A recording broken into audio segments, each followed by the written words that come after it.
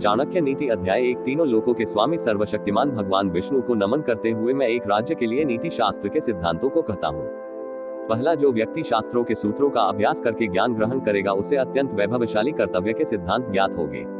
उसे इस बात का पता चलेगा कि किन बातों का अनुसरण करना चाहिए और किन का नहीं। उसे अच्छाई और बुराई का भी ज्ञात होगा और अंततः उसे सर्वोत्तम का भी ज्ञान होगा। दूसरा, इसलिए लोगों का भला करने के लिए मैं उन बातों को कहूंगा जिनसे लोग सभी चीजों को सही परिप्रेक्ष्य में देखेंगे। तीसरा, एक पंडित भी घोर कष्ट में आ जाता है यदि वह किसी मूर्ख को उपदेश देता है, यदि वह एक दुष्ट पत्नी का पालन पोषण करता है या किसी दुखी व्यक्ति के साथ अत्यंत घनिष्ठ संबंध बना लेता है। चौथा, दुष्ट पत्नी, झूठा मित्र, बदमाश नौकर और सर्प के साथ निवास साक्षात मृत्यु के समान है। पांचवा, व्यक्ति को आने वाली मुसीबतों से निपटने के लिए धन संचय करना चाहिए। उसे धन संपदा त्याग कर भी पत्नी की सुरक्षा करनी चाहिए, लेकिन यदि आत्मा की सुरक्षा की बात आती है तो उसे धन और पत्नी दोनों को तुच्छ समझना चाहिए।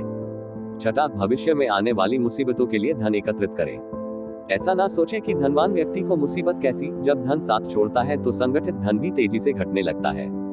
सातवां, उस देश में निवास न करें जहां आपकी कोई इज्जत नहीं हो, जहां आप रोजगार नहीं कमा सकते, जहां आपका कोई मित्र नहीं और जहां आप कोई ज्ञान अर्जित नहीं कर सकते। आठवां, ऐसे जगह एक दिन भी निवास न करें जहां निम्नलिखित पांच न हो।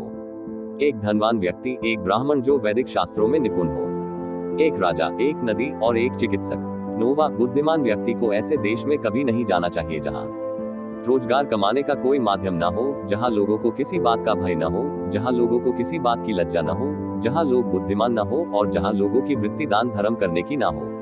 10वां, नौकर की परीक्षा तब करे जब वह कर्तव्य का पालन न कर रहा हो, रिश्तेदार की परीक्षा तब करे जब आप मुसीबत में घिरे हो, मित्र की परीक्षा विपरीत परिस्थितियों में करें और जब आपका वक्त अच्छा न चल रहा हो तब पत्नी की परीक्षा करें।